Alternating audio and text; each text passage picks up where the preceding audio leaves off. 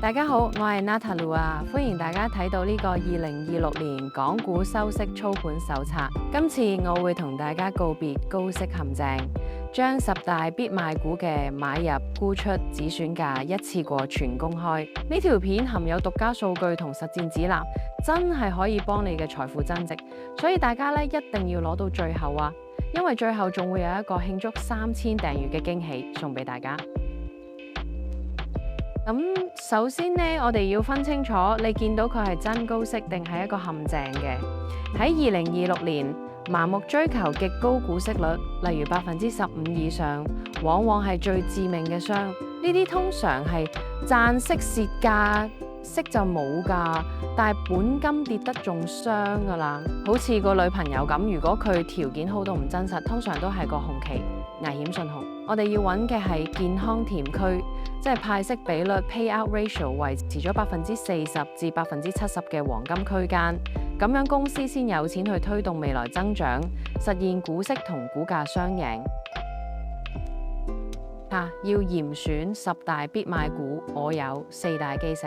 第一係可持續派息，拒絕竭澤而漁；第二係財務護城河，要有強勁嘅自由現金流去抵禦經濟波動；第三係市場定價權，身為行業龍頭，要有將成本轉嫁俾消費者嘅能力；最後係抗通脹增長，股息要跑贏通脹，佢先係真正嘅優質資產。講到高階操盤呢，我哋會用股息率落差理論，即係 dividend yield theory， 核心就係均值回歸。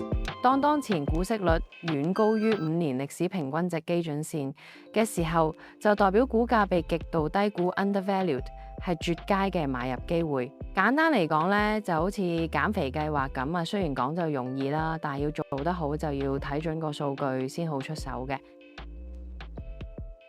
呢張2026年港股收息股估值全景圖咧，幫大家分咗3個 tier。Tier 1咧，深度低估 deep value 嘅代表有0823領展，有成30%潛在升幅。Tier 2公允價值 fair value 有0941中移動、0388港交所、0006電能實業、0688中海外，同接近高估邊緣嘅0939建行。至於 Tier 3估值偏高嘅動能區，就有0883中海油、0002中電、1038長江基建同2388中銀香港。系統掃描完成0823係具備最大安全邊際嘅。操盤策略上，我將名單劃分做3大戰區。深度低估區代表係0823領展，雖然市場極度悲觀，但係數據顯示巨大安全邊際。公允核心區有0941中移動同0388港交所，係組合嘅定海神針；而動能日價區就有0883中海油、0939建行同2388中銀香港。呢區升勢強，但要嚴守紀律防回調。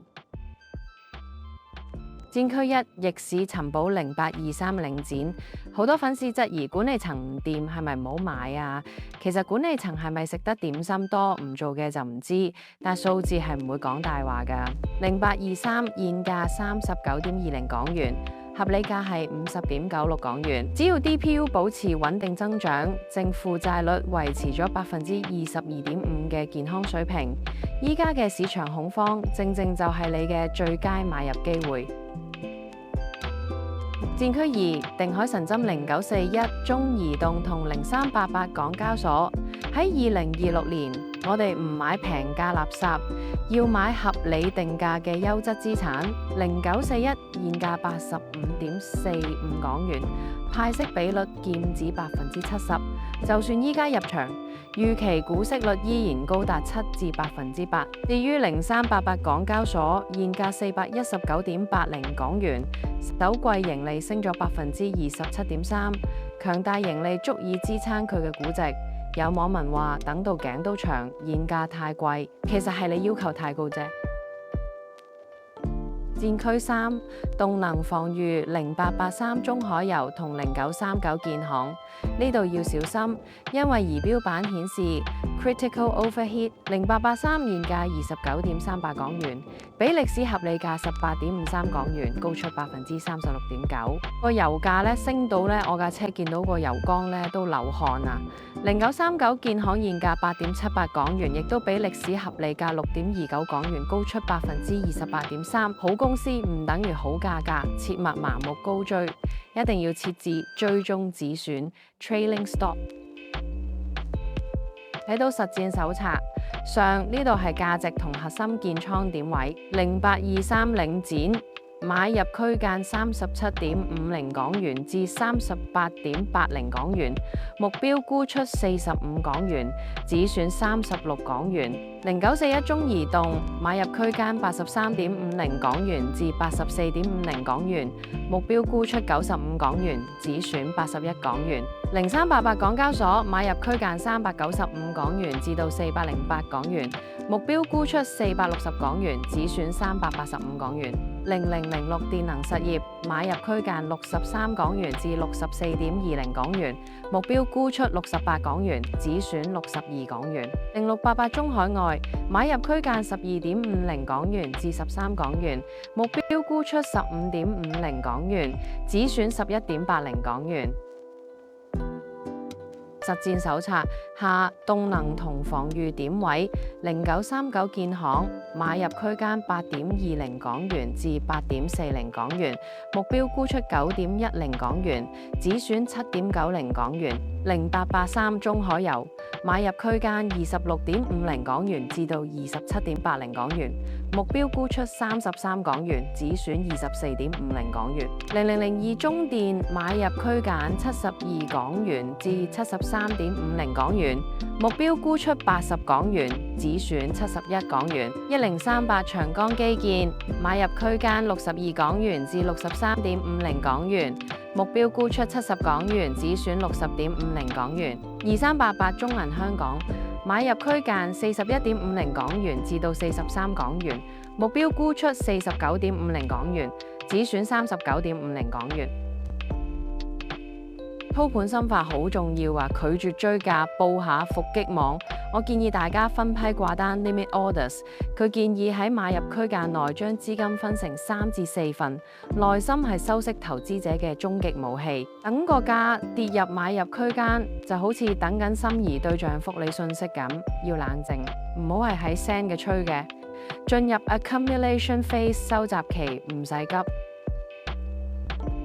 熱血紀律5%至8%嘅保命金牌，記住收息股唔等於死守股。當股價跌穿止損價，通常意味住基本面嘅派息故事已經改變，例如有減息風險。我哋要嚴格執行止損，保住本金，唔好將一筆失敗嘅交易咧夾硬熬成被逼長線投資，要保留子彈等下一個機會。呢份係2026終極收息陣營配置，50%穩健核心，好似0941同0388提供穩定現金流，30%逆市價值啦，好似0823啊，博取未來估值收復嘅爆發力。最後20%動能精選，好似0883同銀行股09392388參與市場強勢板塊，但必須嚴守止損。好，最後為咗慶祝3000訂閱里程碑，我會免費發放專屬工具。大家只要掃描2維碼加入 Discord 專屬社群，就可以免費下載估值與買賣點位、Python 自動運算腳本 V1.0。每個禮拜輸入最新收盤價系統就會自動幫你尋找黃金買入區，唔好再憑感覺買賣。